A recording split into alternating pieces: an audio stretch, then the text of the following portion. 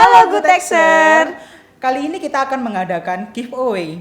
Bagi kalian yang beruntung, silakan klik subscribe, like, dan share ke sosial media kalian sebagai syarat untuk mendapatkan giveaway ini.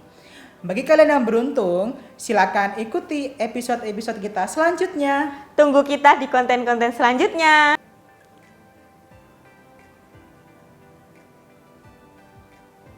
Halo Gutexer. Berjumpa lagi bersama saya Rati Enda Widianti dalam konten pajak edisi 11 September 2020. Pada konten kali ini kita akan membahas bagaimana cara memperoleh NWP. Nah, pada pembahasan kali ini saya ditemani oleh rekan kerja saya. Halo, saya Adam Ismail, selaku Senior Tech Konsultan di PT Das Global Consultindo. Dalam pembahasan kita kali ini, kita akan membahas bagaimana cara memperoleh NWP. Sebelum kita membahas lebih lanjut, silakan kalian klik subscribe, like, dan share ke sosial media kalian untuk mendukung channel ini terus mensiarkan edukasi dan pengetahuan tentang perpajakan. Nah Rati, sebelum kita membahas lebih dalam lagi apa itu NPWP, NPWP merupakan nomor yang diberikan kepada wajib pajak sebagai sarana administrasi perpajakan dan sebagai tanda pengenal identitas diri wajib pajak. Oh ya Mas, bagaimana cara memperoleh NPWP? Nah sebelum kita memperoleh NPWP, kita harus mengetahui dulu dua syarat yang harus dipenuhi oleh wajib pajak. Untuk syarat yang pertama yaitu syarat subjektif. Nah, syarat subjektif ini pada prinsipnya sudah melekat pada diri wajib pajak. Nah, sebelum kita membahas lebih lanjut lagi, apa itu syarat subjektif? Nah, syarat subjektif ini dibagi menjadi dua yaitu subjek pajak dalam negeri dan subjek pajak luar negeri. Subjek pajak dalam negeri dapat berupa perorangan, badan, serta warisan yang belum terbagi. Jika orang pribadi di Indonesia atau telah bertempat tinggal dalam kurun waktu lebih dari 183 hari atau 6 bulan dalam tahun kalender, atau berniat untuk tinggal lama di Indonesia, dia dapat disebut sebagai subjek pajak pribadi dalam negeri. Begitu juga dengan badan. Suatu badan dapat dikatakan sebagai subjek pajak dalam negeri ketika didirikan atau bertempat kedudukan di Indonesia dalam kurun waktu lebih dari 183 hari. Namun, berbeda dengan badan pemerintah yang dibentuk berdasarkan peraturan perundang-undangan atau pembiayaannya bersumber dari APBN maupun APBD, dikecualikan dari ketentuan ini. Badan pemerintah yang dikecualikan tersebut diatur oleh ketentuan subjek pajak khusus di bawah kebijakan pemerintah pusat atau daerah. Seperti contoh, dari badan yang dikecualikan tersebut adalah BUMN dan BUMD, maupun yang telah diatur dalam pasal 2 ayat 3 huruf B Undang-Undang Pajak Penghasilan, dan tempat tinggal orang pribadi atau tempat kedudukan badan yang ditetapkan oleh Direktur Jenderal Pajak menurut keadaan yang sebenarnya.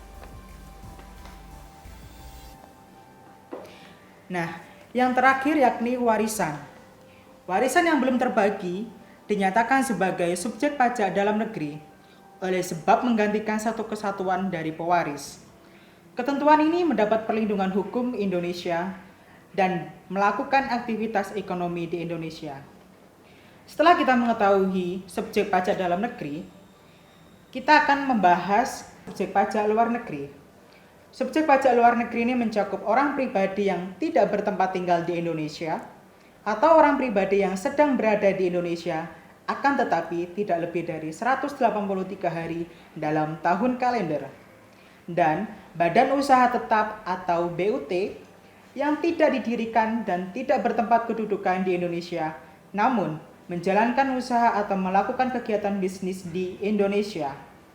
Seperti contoh, tempat kedudukan manajemen, cabang perusahaan, kantor perwakilan, gedung kantor, pabrik, bengkel, gudang, dan lain sebagainya yang diatur dalam pasal 2 ayat 5 Undang-Undang Pajak Penghasilan. Setelah kita memahami siapa-siapa yang menjadi subjek pajak dalam negeri dan luar negeri, syarat yang kedua yaitu objek pajak. Yang menjadi objek pajak adalah penghasilan, yaitu setiap tambahan kemampuan ekonomis yang diterima atau diperoleh wajib pajak, baik yang berasal dari luar Indonesia maupun dari luar Indonesia, yang dapat dipakai untuk konsumsi atau untuk menambah kekayaan wajib pajak yang bersangkutan. Sebagai contoh, imbalan yang berkenaan dengan pekerjaan atau jasa yang diterima atau diperoleh termasuk gaji, upah, tunjangan, honorarium, komisi, bonus, gratifikasi, uang pensiun, hadiah dari undian atau pekerjaan kegiatan, dan penghargaan, laba usaha, dan keuntungan dari penjualan atau pengalihan harta, serta ketentuan dan pengecualian yang diatur dalam Undang-Undang Pajak Penghasilan. Nah Rati, setelah kita mengetahui dua syarat yang tadi, pada prinsipnya NPWP itu melekat pada diri seseorang setelah ia dilahirkan, sampai dengan dia tutup usia. Nah, bagaimana dengan objek pajak? Objek pajak melekat pada diri seseorang ketika dia menambah nilai ekonomis atau mendapatkan penghasilan dari beberapa syarat yang saya sebutkan tadi. Nah Mas, kalau usianya di bawah 17 tahun tapi memiliki penghasilan, itu kewajiban perpajakannya bagaimana? Nah, untuk kewajiban perpajakan untuk seseorang yang di bawah usia 17 tahun, dia dapat ikut dan melaporkan kewajiban perpajakannya kepada orang tua. Nah, bagaimana jika orang tua ini belum memperoleh NPWP?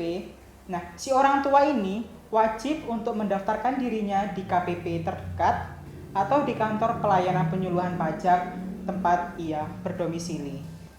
Nah Rati, seperti contoh nih ya, artis-artis cilik di ibu kota yang telah mendapatkan penghasilan maupun royalti dari pekerjaannya. Dan banyak sekali artis-artis di ibu kota yang belum memiliki NPWP karena dia masih di bawah usia. Nah, kewajiban perpajakannya dia harus ikut dengan orang tua. Dan syarat-syaratnya yaitu sebagai berikut.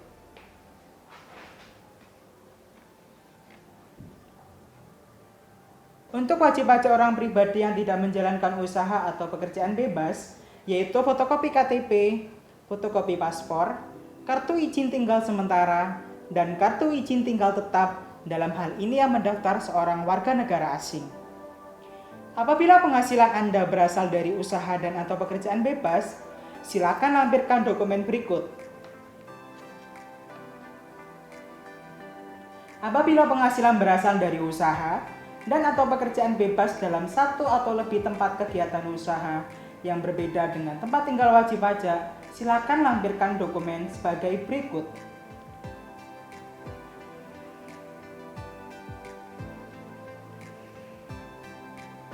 Jika wajib pajak yang memperoleh warisan namun belum terbagi, menggunakan NPWP dari wajib pajak orang pribadi yang meninggalkan warisan tersebut.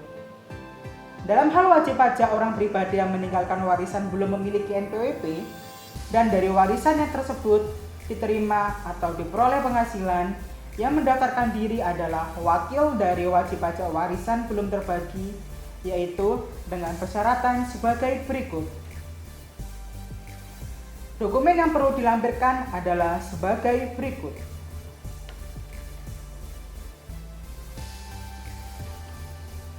Persyaratan untuk memperoleh nomor pokok wajib pajak bagi badan usaha dapat dibedakan menurut jenis badannya. Jenis badan peserta contohnya adalah sebagai berikut.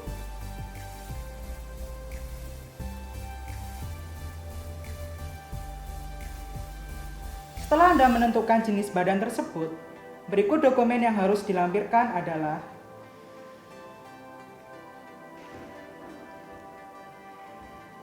Setelah kita mengetahui syarat-syarat apa yang menjadi dasar untuk memperoleh NPWP, silakan kalian mendaftarkan diri sebagai wajib pajak, karena pajak merupakan ujung tonggak keberhasilan pembangunan negara.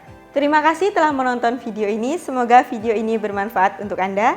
Dan silakan kalian klik subscribe, like, dan share ke sosial media kalian untuk mendukung channel ini terus mensiarkan edukasi dan pengetahuan tentang perpajakan. Dan tunggu konten kita di episode selanjutnya. Sampai jumpa.